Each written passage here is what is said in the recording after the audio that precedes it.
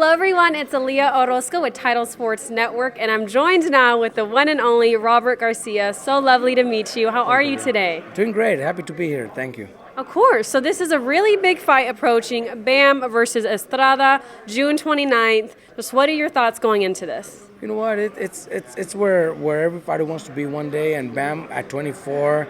That's been his dream to be one of the best fighters in the world, and that's why he chose that he wanted to fight Gallo and nobody else. And now we're here, a few weeks away.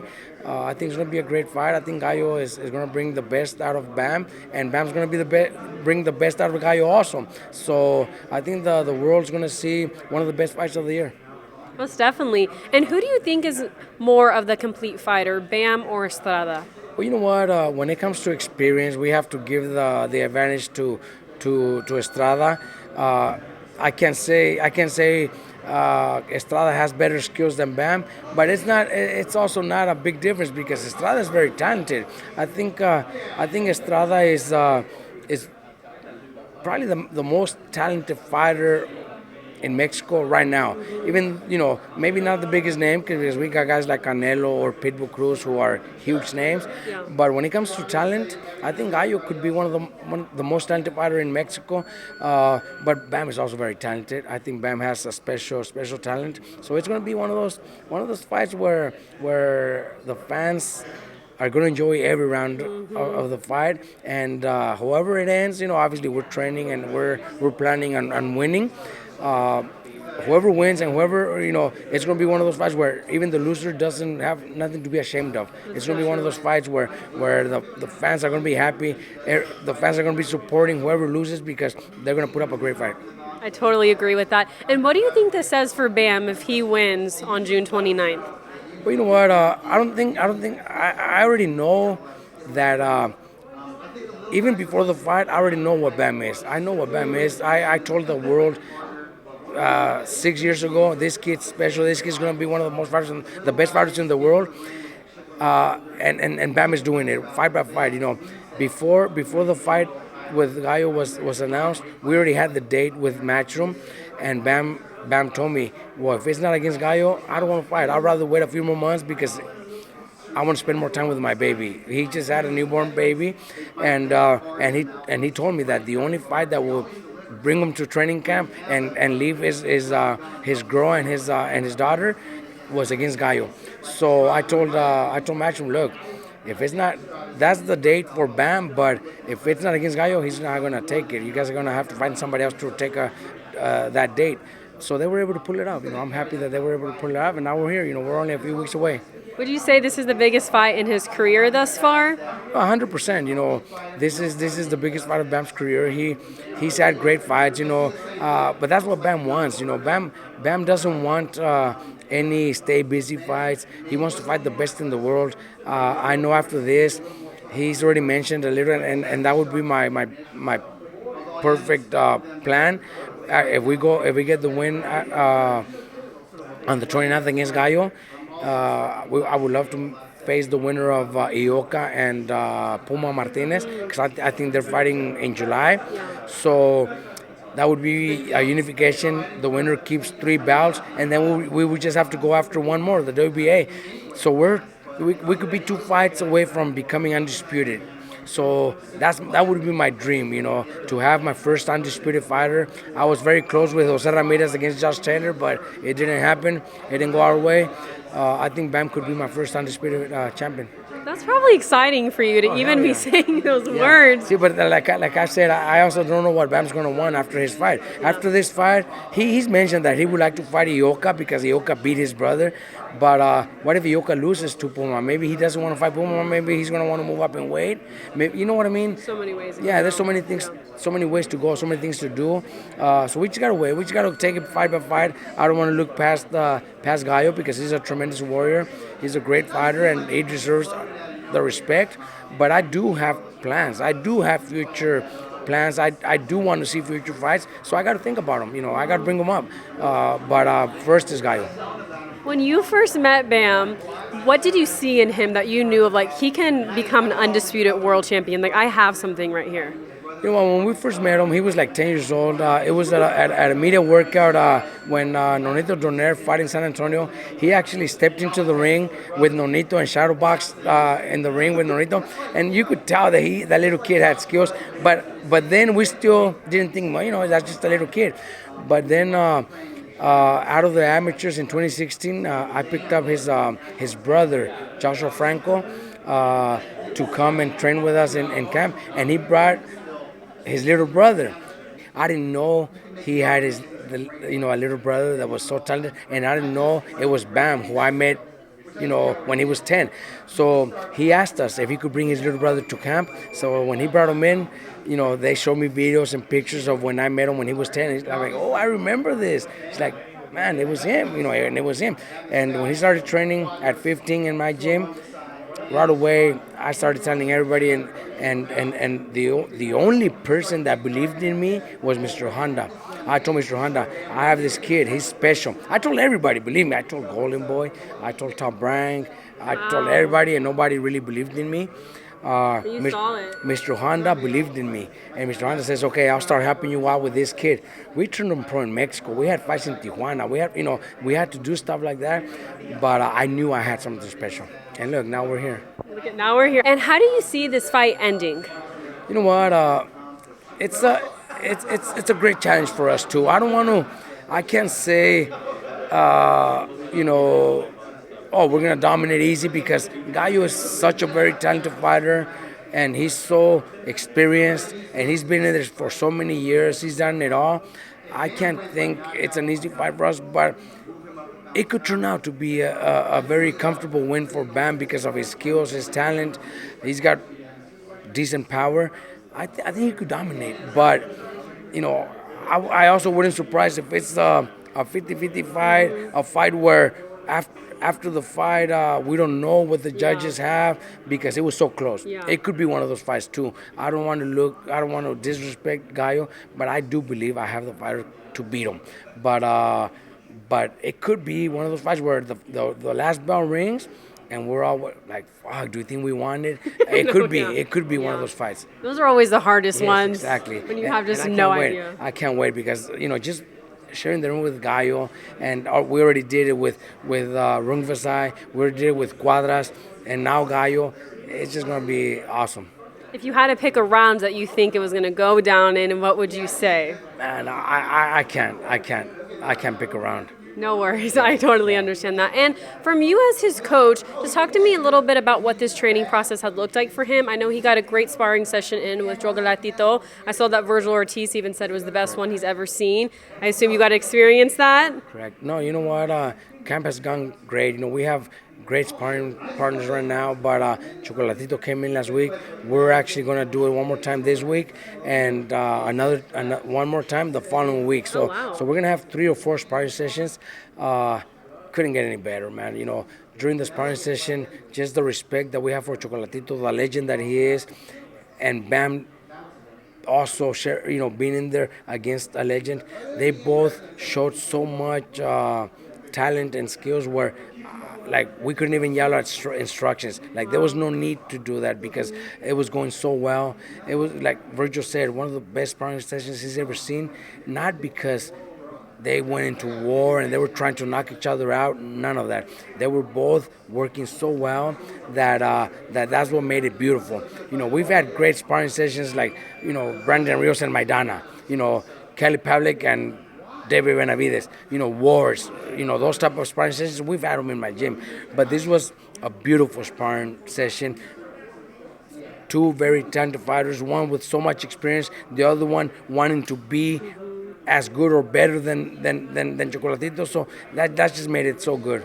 You can't even ask for more than that. Exactly. And do you see age being an advantage for Bam? Well, you know what? 10 years is a big difference. But just like it could be an advantage, it could also turn out into a disadvantage. If I'm not mistaken, Canelo was 23 when he fought Mayweather, and look what happened. Chavez was 33 when he fought De La Hoya, and De La Hoya was also very young, and look at what happened. So We saw Munguia, Canelo exactly. too, So I can't really say because at 34. Gallo could be having his best performances. Crawford did at 37, 36 or 37. know. You know what I mean? So I can't really say that age is going to be a big difference. 10 years is a big difference, but inside the ring, I can't say it is. That's what's going to make the difference. I think inside the ring, Bam's talent, Bam's speed, Bam's footwork, Bam's combinations. That's what's going to make the difference, not the Yeah. age. That's a great breakdown. Definitely agree with that. And I have just your thoughts on a few topics. The first one, of course, Mike Tyson versus Jake Paul. That fight's now being rescheduled. Do you think? What do you think about Mike Tyson's situation? Do you think this is the time for them to kind of reconsider, or do you think they should still follow through with this? I think they could follow through with it if they already know it's just an event, just a show. I definitely don't think at all it should be a fight. Mike Tyson tried fighting towards the end of his career 10, I don't know, 15 years ago, and his performances weren't very well. There's no way they could be better now, close to 60. I think just an exhibition, an event, a show, why not? We pay pay-per-view to watch WWE, SummerSlam. We pay for that. So this event should be one of those where everybody in the world, everybody knows who Mike Tyson is. Paul is very popular too. So pay for that for an event, support it. Yes, I would be one of those too, but not because I know it's going to be a fight. I think at that age, there's no way Mike Tyson could be in a real fight against somebody so young.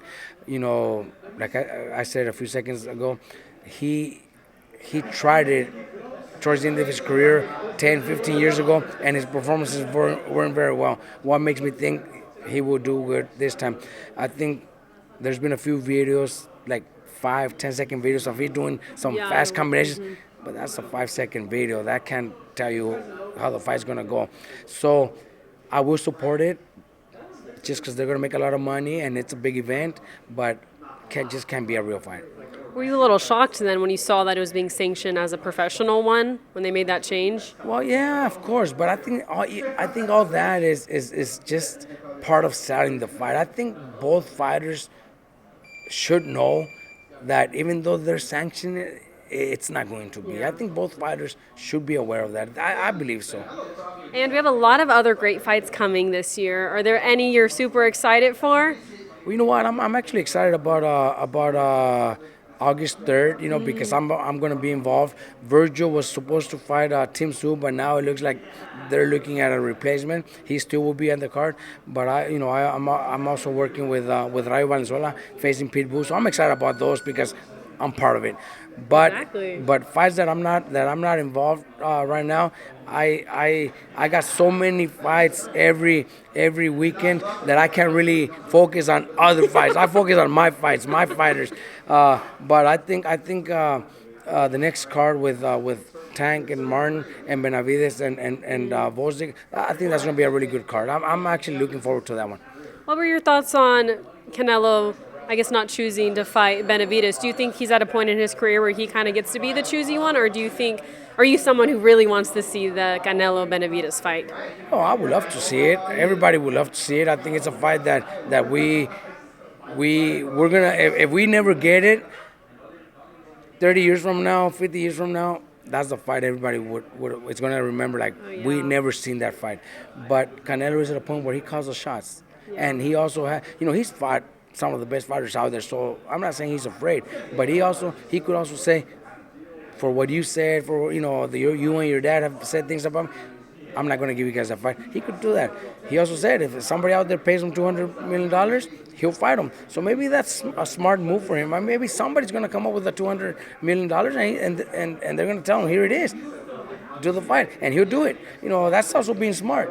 And with everything going on with Saudi, I mean, there's technically a chance, maybe. Exactly, there is a chance. So I would love to see it, and if we never see it, like I said, 20, 30 years from, I probably won't even be alive, but people will remember as one of the fights that we never seen. That's the fight we always wanted to see. And you mentioned Virgil Ortiz. Is he still going to be fighting on the August 3rd card? It looks like he is. They're actually talking about different replacements. He's already in camp. He's been training for the past 2 weeks already. He started sparring yesterday, so he will be on the card. From as of right now, he is on the card. I think I heard a little something between him and Ryan Garcia. Do you think that's a fight that could ever be made, and how do you see that going if so? I think it's a fight that could be made, not for August 3rd. I think Ryan said, I'm ready to step in. I think Ryan has to deal with his problems with, the positive test and all that. So not for August 3rd, but I do believe it's a fight that could happen later, maybe end of the year or maybe sometime next year, because Ryan, he will do stuff like that. He already proved it against Tank. He proved it against Devin Haney. So I think Ryan will do it. He's one of the few that others choose who they fight. Others are picking the right opponents. The one that's maybe moving up in weight. He's challenging. He don't care. He will fight those guys. I think he will fight. Virgil. He already said we're 3-0 in the amateurs. I think he beat Virgil 2 or 3 times in the amateurs. So he's using that as favoring him. But it'll be good. Why not? It'll be nice to share the ring with Ryan. And speaking of Ryan, like we just talked about, has basically called everyone out. Errol Spence, he's got Cruz, Sebastian Fendora. Out of all those names and even more that I didn't name, who is one person you would love to see him get in the ring with next? You know what? I would have loved him to face Errol Spence. That's the fight that I wouldn't want to see him fight against Virgil, but business-wise, I would love it because it's a big fight. It's a huge fight, and I think it's a very winnable fight for Virgil. Fundora is just too awkward, too difficult. It would be an ugly fight. I think him and Spence would be a beautiful fight. I know, I'd love to see that one. And my last question for you, we just saw the Fury versus Usyk fight recently, and now it's set to be the rematch on December 21st. Do you think that's going to be any different? And if so, what do you think Fury has to do, in your perspective as a coach, in order to dominate over Usyk and get that win? You know what? I think it was a very close fight. I think the knockdown made a big difference, and Usyk did win, but it was very close. So we could see Fury pulling it off in December, honestly, because Fury could make a lot of adjustments. He could make a lot of things different than that he didn't do in this fight. I think Usyk had a great fight, great game plan, and executed right, and he won. But in a rematch, I think it'll be another very close fight that could go in favor of Fury. And then we'll have a third fight, which is good for them. They'll make another couple $100 million each. Why not? You know what I mean? It's just a big business. But I do see Fury being able to pull it off. At first, were you thinking Fury was going to win? Like, were you shocked at all when you're watching the fight? No, I thought Usyk was going to win because of Fury's last performance. I think Fury's last performance, he disrespected boxing. He didn't train at all. I don't think he even trained. And I thought he was going to maybe do the same in this fight. Maybe just looking at a big payday. But he did get in shape for this one. So I respect him for doing this, doing the right thing in this fight. So that's why I'm telling you, that's what I'm thinking. And if they, on the second fight in December, I think it's a fight that Fury could actually win. Definitely agree. And actually, I should have my last one. Who, in your opinion, is at the top at the pound-for-pound list in boxing? After that performance, I think Usyk is number 1, Crawford number 2, and Inoue number 3. The rest, I think there's so much talent that it could be either one. There's still guys like Loma. We have Bam, who's up there too.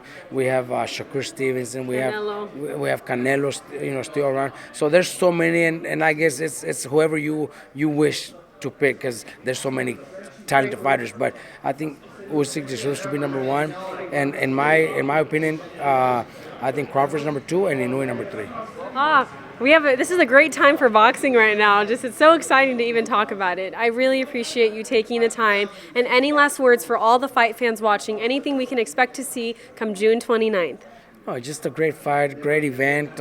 We have not only Bam on that card, but I have three of my younger fighters in my gym on that card also. So since the beginning, since the first bell rings, people in Arizona should be there, because I'm telling you, we have 3 of my younger fighters fighting on that card, and then obviously Bam, the main event. So it's going to be a card, an RGBA card, pretty much. Oh, yeah. It's going to be a stacked card, a great one. Well, thank you so much for the time, and thank you guys for watching. Until next time. Bye.